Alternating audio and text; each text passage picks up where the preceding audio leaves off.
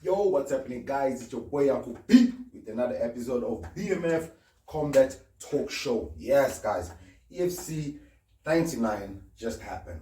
What an event, guys! I honestly enjoyed the event. There's obviously some disappointing fights. It happens, it happens. Some fights don't go, the way you want it to go. Some fights do go the way you want it to go. But in totality, I personally enjoyed the event. It was a lot of fun, and I'm sure you guys enjoyed it too. Now, there's a couple of things that I want to talk about that happened in the event. Now, as you guys know, EFC only shows the main card and two preliminary bouts on DSTV, so we're going to discuss those, okay? It is literally 6 minutes to 11. I'm shooting this immediately after watching the event. I came down to the studio and I wanted to give you guys that fight. Now, I'm gonna start and I'm gonna go straight to the main bout, which was Ike Cabeza versus Bradley Swanepoel. Guys, you need to understand, when I predict fights and I give my fight analysis, I don't want you guys to be offended by it. I don't want you guys to feel like I'm insulting you or I don't believe in your skill set. It's not really my business. It's not. When you look at the US or the UK or just Europe, there's thousands and thousands of MMA podcasts. You don't see fighters coming and attacking the podcasters. For some reason, you fighters here are very sensitive and they start sending me weird messages in the inbox and threatening me and all this. Guys, like I said, I've got absolutely no problem inviting you over to my gym and whooping your ass. Because trust me, 99% of those fighters that do send me inboxes threatening me, I can whoop your asses. And those that don't, I still can. I am training. I'm training. So I ain't even messing around, man. So you guys need to stop it with the threats, man. I'm just doing my job, which is being a combat sport podcaster. So those threats are becoming very exhausting, and honestly, you know what? It's lame. It's really, really lame, because in the end of the day, if you watch my podcast, my predictions are usually 9 out of 10 correct. Maybe you guys need to start watching it before your fights and take some notes on what you should do. Come on now. So, Cabeza versus Swanepoel. Guys, I always knew this fight was a bad idea from the moment they announced it, okay? Bradley had no business fighting Cabeza, an amazing fighter that was supposed to be nurtured. He was supposed to be groomed, Cabeza only needed one more fight and he's out of here. Bradley could have been that number one contender that could have either fought Nerik Simos or anybody else and actually made a name for himself and grown in the EFC. And I just feel like the kid was, oh man, I don't know. It's not even a setup, because EFC's got to do what EFC's got to do, you know what I'm saying? But this matchup should have never happened. Bro has too much experience. And for those of you that questioned when I made this decision, I had Nerik Simos on the show, and I made it clear. And I said to him, it's not going to happen, man. Ike Cabeza just has too much experience. Bradley Swanepoel doesn't punch hard enough. He doesn't kick hard enough. He doesn't do things hard enough. He's a soft, he reminded me of Franaconda. You saw the difference in skill sets when Franaconda fought Dimart Pena. Dimart Pena was just too physically strong. Franaconda had all the skills. He caught Dimart Pena in so many submissions, but it did absolutely nothing because there was just no power in there. And that's what I thought, that Bradley, after winning his last fight, he needed to go back, take the time to strengthen himself, guys. Strengthen condition, forget the conditioning. Strength is extremely important in MMA. And I think a lot of the fighters are not taking their strength training seriously. Bradley went to go fight a guy that has got 6 wins by TKO/KO. I don't know why they don't put the KO separately with the TKO, okay? 5 decision wins, okay? And 4 submission wins. If you look at Ike Cabeza's resume alone and the people that he has fought, guys, that's 1, 2, 3, 4, 5, 6, 7 title fights that he has won. Now, if you look at the people that he has won it against, you're talking about Danny Henry, who's currently in the UFC, even though he lost against him by the beating. If you looking at Pierre Botta, which is one of a top wrestler in Africa. Ige Cabeza made that fight look very simple. Paulo Silva, a fight that we actually thought, oh my goodness, this is going to be a hectic one, an international fight. And Ige Cabeza literally spun an elbow and knocked this bro out cold. Callum Murray, which was a decision fight, but you remember that fight. That was a dog fight. This fight alone should show you that Ige Cabeza is a force to be reckoned with. You know, when he fought Nerik Simos, who's a very good friend of mine, and I know Nerik's skill sets, and I say to Nerik, bro, listen, if you're going to fight Ige, you need to go with the mentality to want to kill him. If you go to the mentality to just want to beat him, it's not going to work, because Ige has that mentality that the only way you beat me is if you're willing to kill me. Therefore, if you're not willing to kill him, you're not beating him, period. And he has proven it several times, over and over. I mean, Ashley Calvert walked in there. He made mincemeat out of him. Why that fight even happened? I said it should have never happened. Ashley Calvert caught some emotions, and you know, but in the end of the day, I proved that Ige Cabeza is a skill set to be feared. He just stated that that was his last fight in the EFC. He's done. He's moving on. Well, I guess we're going to hear where exactly he's moving on, but yeah, he's done with the EFC. Therefore, that means that this belt is obviously going to be vacant. Look, I honestly still think that Nerik Simos and Swanepoel can still fight for their title, because there's really nobody there. You know, everybody needs to fight this kid and Nerik in order to prove that they are worthy. And Swanepoel mentioned one more fight, then title shot, 2 more. Kid, no, you just lost against the champion. You know, go back to the drawing board, strengthen yourself. Because if Swanepoel fights Nerik Simos, the same outcome might happen. He might lose in that first round or even in the second round, you know, because it's just a different ball game in strength-wise, and Swanepoel just doesn't have that strength, unfortunately. Well, I was shocked that the fight ended up that quickly. I thought he would have at least got out of the first round, but he did not. Yamaji versus Job. Yeah, man. Job didn't come to play, man. The Senegalese bro, he wanted to make a statement, and he made a statement. He walked in there and he smashed, you know. He went in for the takedown, and he just ground and pounded. One shot completely took Yamaji out. He was out. I think the referee's call was perfect, although Yamaji complained. I think it was perfect. He was out for maybe 2-3 seconds and recovered quite quickly, but I think the stoppage was good. I think Job is going to be an amazing heavyweight. But please, EFC, don't give him a title fight yet. Please. You can't just be giving title fights to just anybody. But if they do give him a title fight, it's going to be interesting, because Triple H hasn't really shown that attacking force, that, you know, that hunger, that killer instinct. And this bro wants to move forward, and he wants to knock you out. If you look at the fight versus Triple H and Van Damme, a fight that was supposed to end in the first minute of the first round, and he didn't do that. If he fights Job, he can't take those chances of moving out, because Job is going to chase him. He's going to chase him, and clearly, whatever sport he came from, he has a lot of skill sets and a lot of power from there. So this was a very interesting fight to see in the heavyweight, and I'd love to see who he fights next. The unfortunate thing with the heavyweight division is, I don't know who else is currently active in the heavyweight division, but,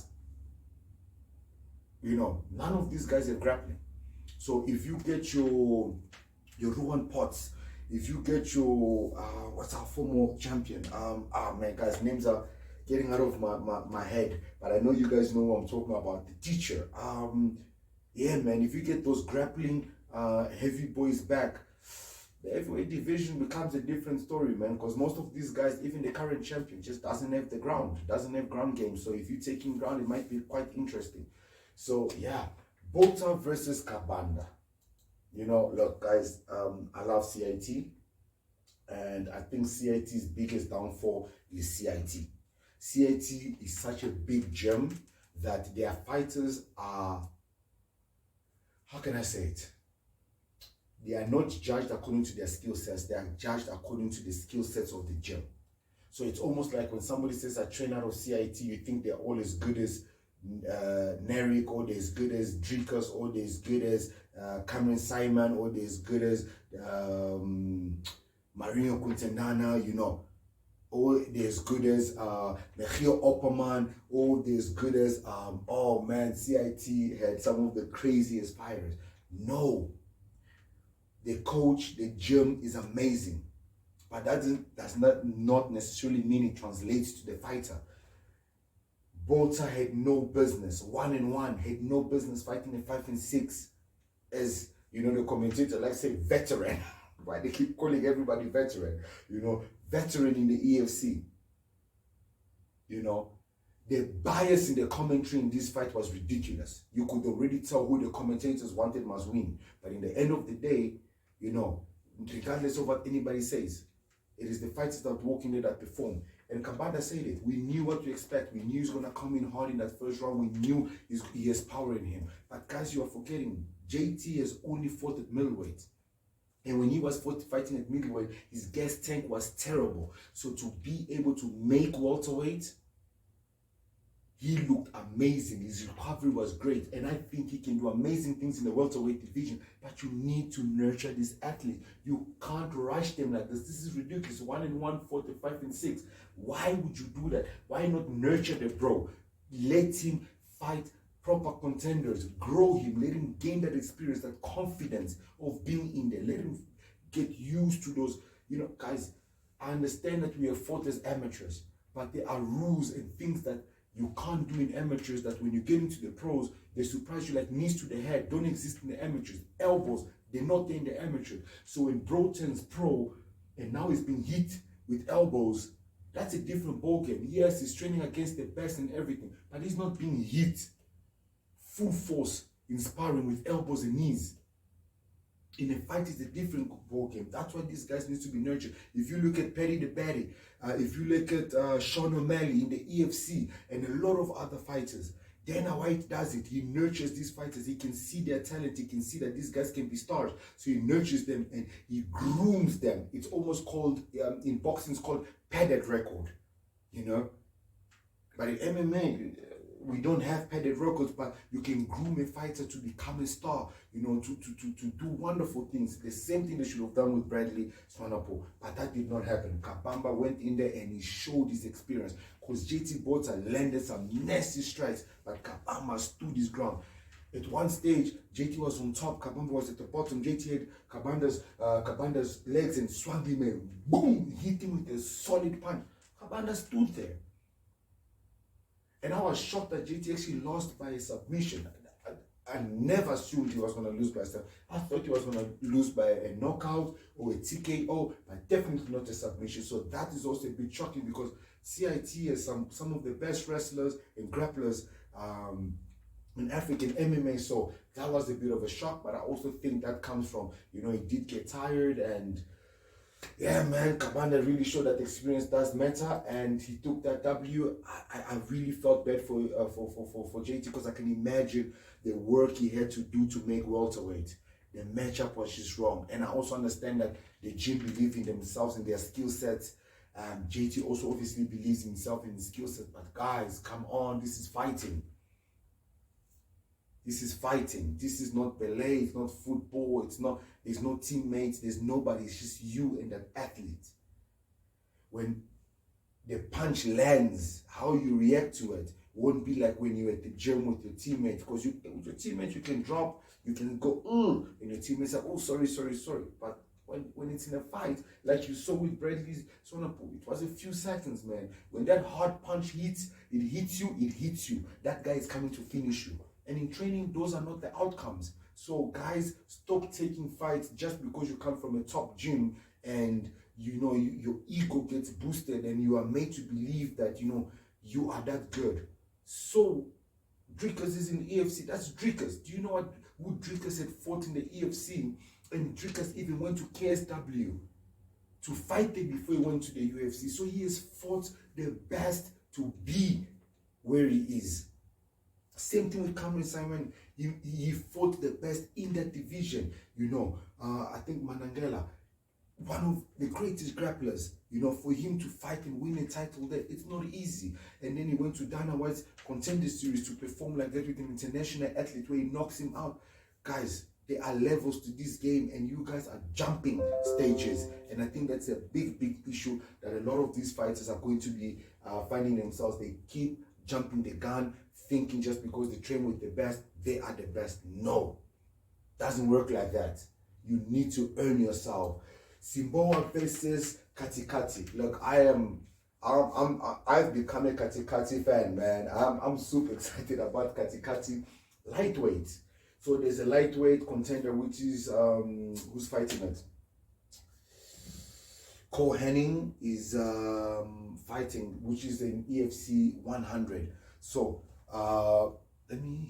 so Cole Henning is going to be fighting for the interim title because the English boy is still the champion. Why, I don't know. Because apparently, and he said Kanyamba versus Eleni Lunga was an interim title already. So Eleni Lunga is currently the interim EFC champion. So if Elaine is not competing, I heard rumors that Elaine is fighting in a different promotion. So that means there is no interim champion. And the champion is in a different country and he hasn't been back here for years since COVID. Why are we having an interim title? It should have been the actual title. I think Katikati is going to be a big problem. The lightweight division, yeah, look, like I keep saying, these guys need to be nurtured, they need to be taken care of and everything. But you know what? Katikati has proven he's ready. He's ready to go fight for that title because he fought, like, you know, the commentator like saying, a veteran in Rob Zimbabwe, 3-6. He was 3-5 before this fight, 3-6. The issue with Robert Simboa is he's not a grappler. Why did he rush for a takedown? Robert Simboa, I almost feel like he doesn't like fighting, doesn't like taking a punch. He doesn't want to stand there and trade. You know, when he fought against Anisiet, he stood there and traded against a striker, and he did extremely well. To think that Robert Simboa beat Anisiet Kanyamba, it's a shocking, but it happened, guys. It actually did happen, you know. So Robert had no business losing this fight. You know, if he was composed and he took his time, he was still going to lose. I'm sorry. He was still going to lose. That's the truth. The truth is he was still going to lose. Who is Robert training with? Who is putting him under pressure? Who is really, you know, grinding him? I don't think anybody is. You know, his performance was very amateurish, and you know, he is representing Zambia. He is like the icon, you know, like Dimar Pena was for Angola. And that performance was just poor, you know, it was terrible. For somebody who has been fighting for so long, he should have known better. Don't be afraid of taking a punch, guys. Why are you rushing the fight? Relax, calm down, you know, learn from the following fight, which we're going to talk about later on as we go. Oh man, guys, Plachis. So I made it very clear that I was being biased in this fight, and I wanted Plachis to win because I've got a soft spot for this boy, man. I've known him for years. He's competed for me when I was running EWC. He became an EWC flyweight champion. All around, just an amazing fighter. Training out of Valhalla MMA. Man, guys, it's been many years. I'm even forgetting. Shane. Training with Shane. This gym is known for their grappling, and I've grappled Plachis before. And I remember when I did a grappling comp, and they came to our gym, and I grappled him, and I think I was like just over 100 kilos, and I could feel the strength that Plachis had. I remember I caught him on a guillotine, and he wouldn't easily tap. Unless I used all my force, he wouldn't tap, you know. So he is a very strong fighter. I am failing to understand what is happening with his pro career. Like 2-3, I honestly thought Plachis was going to walk in there, demolish everyone in the flyweight division, go to that title, and actually become champion. So this is a big shock. Manyamala, yo, bro, 3-0. I mean, what else can we say, man? Bro has made a statement. The reality on this fight, it was prematurely stopped. I think Shireen, the referee, panicked, and it's shocking. She was so far. She was so far, and she was watching, so she had enough time. You see, I think the problem is this. The same referees that are reffing the amateurs are the same refs that are reffing the pros. So, this is what's happening in their head, okay? They are the pro rules, which is the IMF rules, and IMF rules are a lot. There's the junior ones and the senior ones. These referees are reffing amateurs and they're reffing junior fights. They go all the way to the worlds and also ref, but they are reffing more amateur fights than they are reffing pros. So their mind is amateur fights. So they now need to switch it to pro, meaning they now need to understand that you don't just jump in and stop a fight just because the ground and pound seems nasty. You need to see blood. It's the pro circuit. There's money involved. There's betting involved. Blood needs to be allowed. That canvas needs to be covered red. She panicked. She saw a kick. She saw a fighter drop. She jumped in to save him. Why? The Platchis was okay. Platchis could have continued to fight. This fight would have probably gone into the third round. Platchis would have gone back to his corner. He would have gotten instructions. He would have come back knowing that he's losing that fight and tried to win it. I'm so hurt that this fight was stolen away from him. But at the same time, Manyamala performed extremely well. He did what he needed to do. You can't hold it against the bro. The bro went there, did what he needed to do. He got his W. He's now 3-0. And hey, man, who knows? His next fight might be a title contender or possibly even a title fight. I'm just so hurt that this is how Platchis had to lose this fight. You know, there's one thing losing a fight, you know, because you lost the fight, but losing the fight because the referee panicked and made the wrong call. Man, you know, this one you can't even say never let the decision go to the judges, because this didn't go to the judges. This was the referee who panicked and made the wrong decision. I think EFC needs to stop putting Shireen into the main card. I don't even think they should be putting her into the preliminaries, honestly. Or I think the best thing is they need to have separate referees for pros and amateurs. I understand that MMA SA doesn't have that many referees to be able to separate the pros and the amateurs, and there's not enough pro events happening in order to do that, and these referees want to be active. But it doesn't matter. It's affecting the fights. That's the problem. It's affecting the fights. And we can't have this happen again.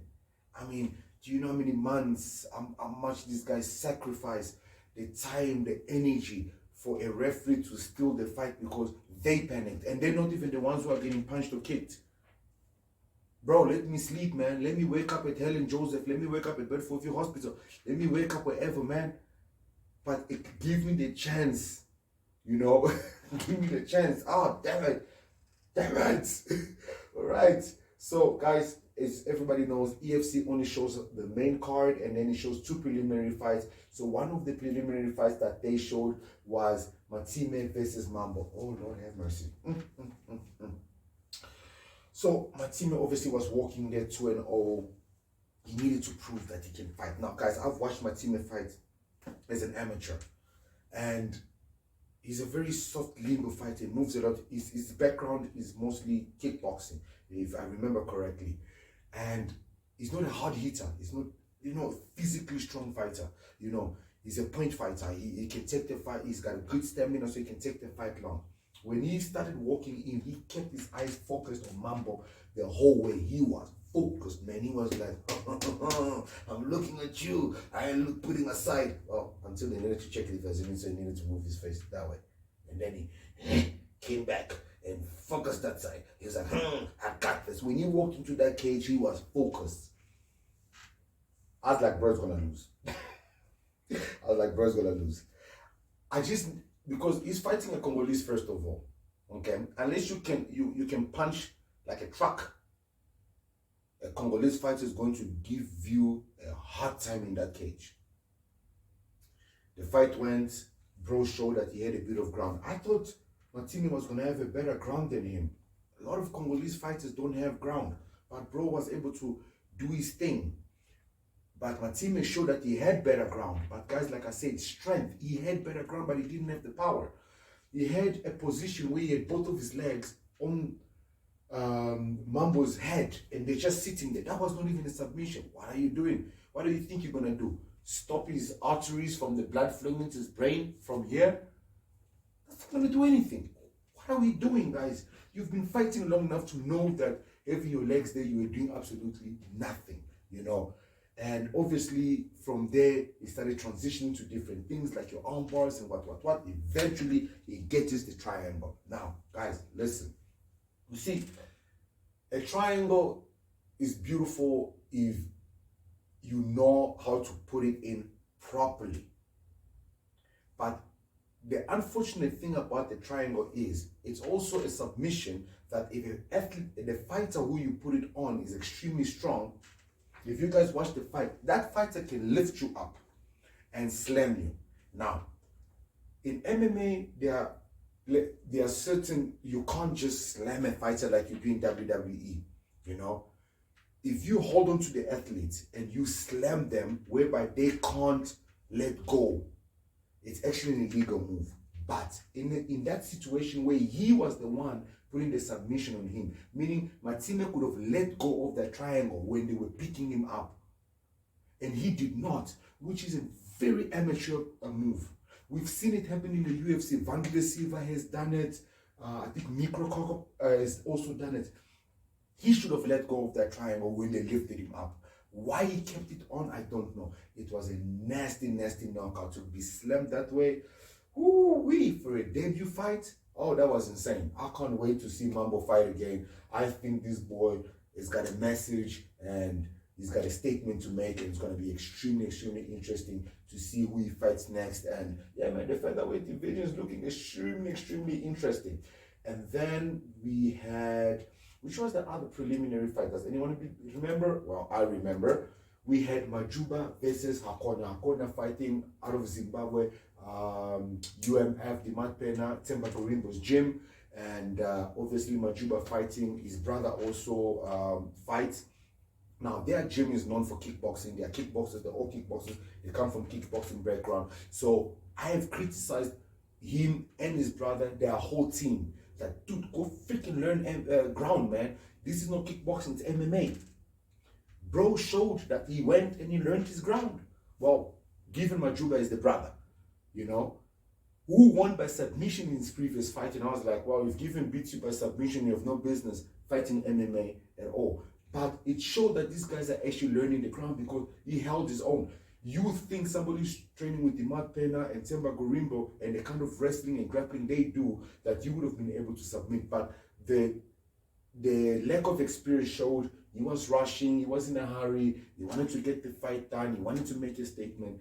But for me personally, this fight was a lot of fun. I think both fighters came. It was a very close fight until the third round. All those reversals and everything, I really, really enjoyed this fight. I don't want to criticize any of the guys.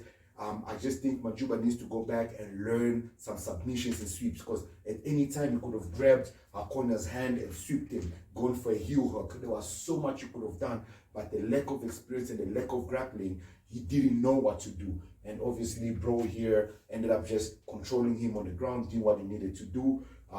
The only advice I'll give Hakona is he needs to chill. I think Temba Gorimbo even told him, even Dimat Pena was shouting in the corner, he needs to relax, he needs to calm down, he doesn't need to rush. And guys, start using body shots, man. You guys are headhunting. Use body shots, they work. And what's happening with people not using elbows in the pros? Guys, this is the pros. It's no longer the amateurs. You can knee to the head and you can elbow. Use your elbows. They're very efficient and they actually work, especially if you don't have ground and the guy takes you down. Hit that guy from that ground. Slice him with elbows from the bottom. Make him uncomfortable. Make him change positions where he can't be comfortable where he is. That's the only advice I'll give Majuba. But for Hakona, I think as time goes by, the more he fights, the more he's going to gain his experience. And I think, yeah, man, the featherweight is looking extremely, extremely interesting. Swanepoel versus Ntembwe, I'm not sure what the outcome was. I know Swanepoel won. for me personally, well, when I predicted Swanepoel was going to win. So let's see what happened here. And he did win by submission, rear naked choke in the first round. So this prediction was obvious. I knew that he was going to win by submission. And the weird thing is I actually spoke to his opponent. His opponent Ntembwe actually contacted me and was like, hey, listen, I'm worried about this fight because of the ground. And I told him, yeah, that's where your problem is going to be. You know, at least he knew where his issue was and he wanted to work on it, but unfortunately, you know, he couldn't find the right gym to go to, and at that short period of time to, you know, at least get some ground game going in order for him to obviously combat Swanepoel. So this loss was one of those that was a bit obvious. So I saw the highlights of Ntete versus Just Bay. Yo, bro, I'm sorry if I butchered your name, but damn, Ntete came, man. Ntete was like, enough is enough, man. 3 losses, I don't want any more. I need to get that W. He kicked the Lord ass out of bro's legs. He kicked his legs so badly, bro couldn't stand anymore. Ntete rushed in and boom, TKO'd the hell out of Just Bay. Yeah, Yahazbai. Man, that's some crazy ass name. Jhazbh. There is a lot of consonants there with very little vowels. It's just A, 2 A's. I apologize for butchering your name, bro. But yeah, man, I think this is a good win for Ntete. Ntete, unfortunately, his performance is the same as the amateurs. You know, he's not really a hard-hitting fighter. He's not really one of those fighters that is just violent, and he needs to be violent. The flyweight is a violent division, and if you look at Demetrius Johnson, you look at Triple C, and you look at all those fighters in the UFC and all that, and these guys' dreams are to go to that level of MMA. You need to be able to hit way harder than these guys are hitting. You need to be physically stronger than these guys are. And then Kalambaye versus Gwalangwala was a unanimous decision for the Animal. The Animal, I remember him, he fought for me in EWC. But guys, the reality between these two fighters in the lightweight division, they're a stepping stone for all the other fights. They just fill up the cards, to be honest with you. You know, when Graham is probably setting up the fight card, it's like, oh God, I don't have any fighters. Hey, come, you know, give them a couple of thousands so they can just go and do their thing. But do I ever see either one of them become #1 contender or anything? I don't think so. I just think, you know, their skill sets are just not going to mature enough for them to ever do anything in the lightweight division. It's a very tough division that they are in, and you know, they're just going to be another number in this division. But it was a good fight. I didn't watch it because obviously they don't show it, but the little highlights that I watched and seeing that it went to the decision, I can only assume. What other fight is there? I don't know what happened to Kundari's fight. If it happened, guys, do let me know. Let's see. Did this fight happen? 1-0. That means Kundari lost. If the fight happened. I see there's a 1-0 there. Francis Kundari, EFC99, round 1, KO strikes. Okay, so it's supposed to be KO strike. You can't KO strikes, you TKO strikes. Ah, man. You see, guys, when you're going to fight a Congolese fighter, you need to understand, these guys throw bombs. Their hands have bombs. And honestly, why did Kundari even stand with him? Kundari is some of the best ground game. He's a grappler. So why did he even bother standing? Why didn't he just walk in there, shoot for that takedown, regardless of whether the fight was still fresh? He could have just shot for that takedown. Most Congolese fighters cannot grapple.